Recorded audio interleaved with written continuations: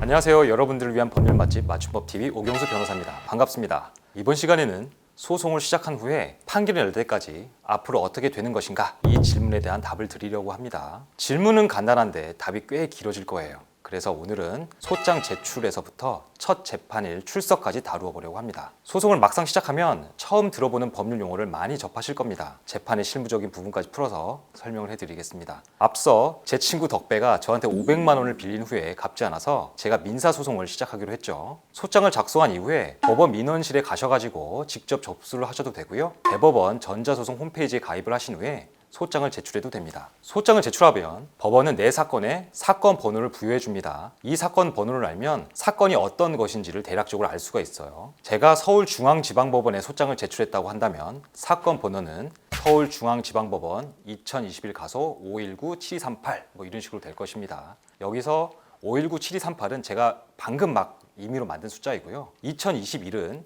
당연히 소장을 제출한 연도이고, 가소는 민사소액 1심 재판을 의미합니다. 민사소송에서는요, 1심은 가, 2심은 나, 3심은 다를 씁니다. 그래서 2심 사건 번호는 2021-365777 이런 식으로 되고, 3심 사건은 2021-296163 이런 식으로 됩니다. 참고로 형사사건은 1심 고, 2심 노, 3심은 도라는 분류기호가 들어가고요.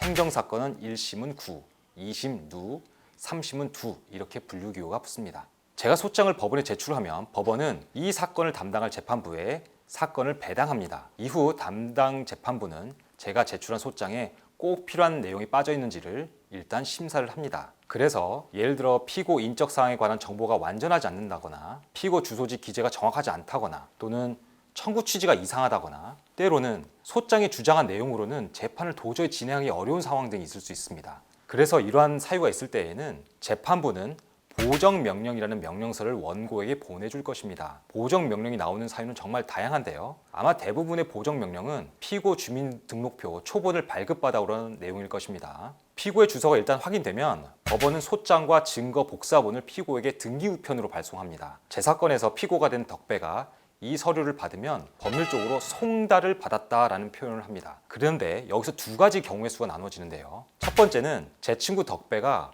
법원에서 발송한 서류를 송달받았을 때입니다. 이 경우에는 당연히 큰 문제가 없습니다. 덕배가 이에 대해서 법원에 답변서를 제출할 것인지는 지금 당장은 알 수는 없지만 재판 절차는 순조롭게 진행합니다. 여기서 덕배가 답변서를 30일 이내에 제출하지 않으면 법원은 무변론 원고 승소 판결을 선고할 수 있습니다. 이것은 추가적인 재판을 거치지 않고 원고가 원하는 대로 승소 판결을 한다는 뜻입니다. 다음으로 두 번째, 제 친구 덕배가 이미 주민등록이 말소되었거나 주민등록상 주소에 지금 살고 있지 않다거나, 또는 일부러 법원에서 오는 서류를 끝까지 안 받으려고 할 때입니다. 덕배가 소장을 받을 때까지 마냥 기다릴 수는 없겠죠. 이런 경우에는 공시송달이라는 것을 할 수 있습니다. 공시송달이라는 것은요, 쉽게 말해 아무개한테 이러이러한 서류를 보냈으니 몇 월 며칠 0시부로 그 사람한테 송달된 것으로 간주한다는 내용을요, 법원 게시판에 올리는 것을 말합니다.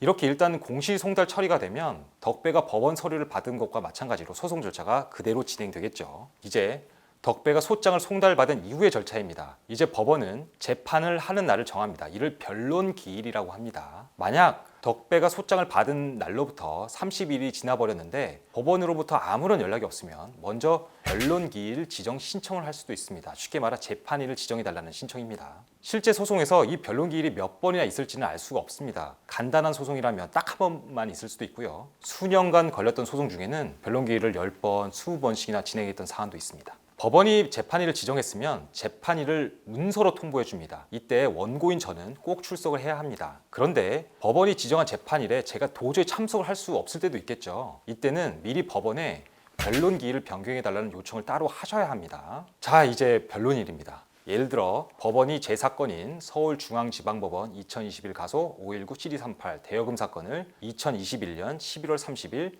15시 30분에 진행한다고 해보겠습니다. 재판 시작 전에 미리 법정에 들어가 계셔도 됩니다. 그럼 내 사건 앞에서 진행되는 사건의 방청도 할 수 있습니다.